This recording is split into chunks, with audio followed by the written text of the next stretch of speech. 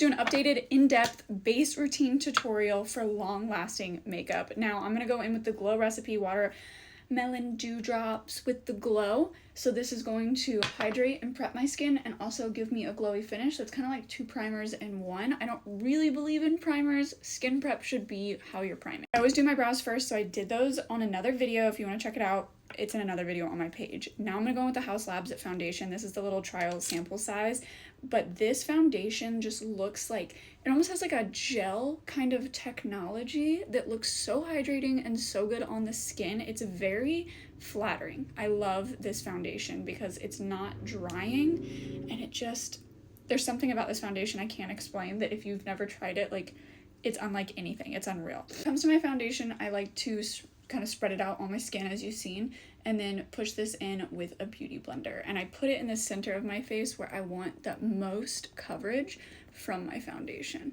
And this is a damp beauty blender that is fully wrung out. You don't want to be using something that's sopping wet, and you don't want to be using something that is dry. It just kind of defeats the whole purpose.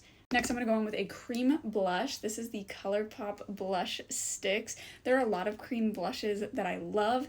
This one in particular, I really like the shade of, so that's what I'm using today, and it's affordable. This is kind of more of like a bougie routine. You'll notice that I am kind of particular about foundations, concealers, powders, and like setting sprays when it comes to blushes and bronzers and stuff like that. I have a lot of drugstore favorites. I also have powder drugstore favorites. I'm just kind of showing you my like tried and true go-to. Next for bronzer, I'm going to be using this cream bronzer from Milani. I'm going to use the exact same brush that I used for blush, and I'm going to just push this into the center of my face, the center of my cheek, right underneath my cheekbone. I'm not really starting at the ear because I don't want like a line of bronzer. I want it to be kind of blended out, kind of natural, if you will. I just don't want that streak, and that's a good way to avoid that kind of streaky stripe of bronzer down your face kind of look. Anywhere that I want those shadows. Sometimes I'll go in and do like a real defined nose contour, other times I won't. I do like to put it underneath my lip to get that kind of shadow. Very important step. We're going to go over this with our sponge. This is going to make sure everything is nice and blended, cohesive, and just super flawless. You get that gradient without having to do a whole bunch of extra work. And I like to use my bronzer and blush first, especially if you're a newbie. It's good to do that first, and then go in with your concealer, because you can use your concealer as kind of like a cleanup eraser, if you will. What I'm going to do is apply this to the center areas of my face and use a brush, a little kitten paw brush, to blend this out. That way I'm having more control over where it's going. And once I have this blended out, I'm also getting more coverage. I will go in with my sponge. I'm not putting this underneath my eye because this is the Tarte Shape Tape. It's already a pretty full coverage, thick concealer, and I don't need it drying out under my eye and then looking cakey and crepey because I let it sit in the air for too long. Sometimes that can be beneficial for super, super hydrating concealers, and other times it's not beneficial. So make sure that you are getting familiar with your products, and you're only doing that with products that it actually benefits you on and isn't going to ruin and mess up your makeup. So now that I brought some of this brightness back to my skin, I'm going to use what is left on this brush to kind of clean up underneath my cheeks here. And you'll notice things look a little bit dark and harsh and defined and a little bit wild, if you will, like a little bit more dark than you probably would want. That's because when I go over this with my setting powder, it's going to provide more coverage, and it's going to be a nice little layer that helps our makeup to last, but it's also going to kind of tone everything down. And so I want it to be a little bit more dramatic than what I want my face to actually look like, because then I'm not losing that actual blush and bronzer color. So now I'm going to go in under my eye with the Tarte Shape Tape Concealer, and I'm not going to blend this out with a brush. I'm going to go straight in with my beauty blender and concentrate this on the inner corner where I want the majority of my brightness, and then slowly drag this out, being very careful and mindful about where I'm tapping this sponge so that I've got control over where this concealer is going. I like to use the excess of what is left on the sponge on my eyelids, especially on the inner corner. This helps to blank everything out and gives me a good canvas for going in with my eyeshadow. Now everything that is cream is on my face and good to go. I'm going to make sure things are just blended the way that I want them to. Kind of use my sponge to do that.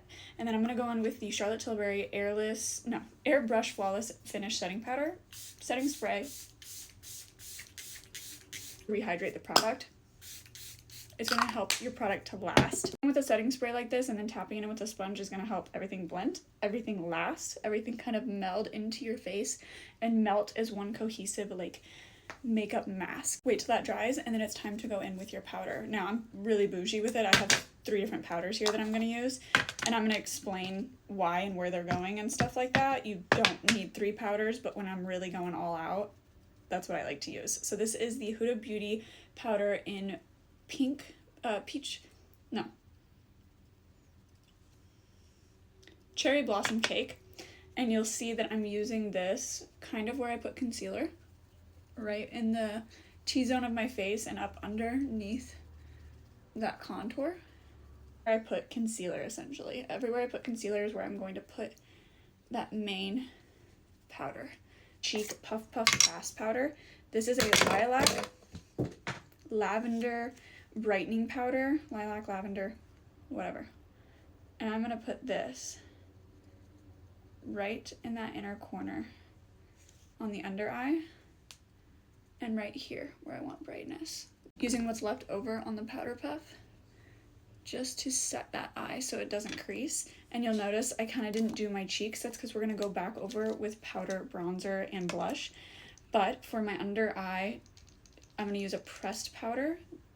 This is the MAC Studio Fix in, I'm not sure what shade, but I'm going to go under my eye here to help it to avoid creasing, but also to just get that really flawless, brightened effect. And this is like smoothing, and I might like also kind of tap the centers of my face where I want more brightness. Powder blush is Milani Luminoso, one of my all-time favorites. I'm just going to blend this into the skin, and then if I feel like I need more bronzer, I'll put on powder bronzer, but if I feel like I don't, I won't. And today I don't really feel like I do. I feel like we're pretty bronze, we're looking pretty good, and then I'm gonna spray again, more like skin and less like a lot of layers of makeup. And I'm telling you, this is gonna last you all night, all day, however long you need it to. It looks so good. You can go in with more powder in your T-zone if you feel like you need it. And this is my updated current favorite go-to base routine. So let me know if you guys want to see more, and I'm going to do an eyeshadow tutorial in the next video, so go check that out.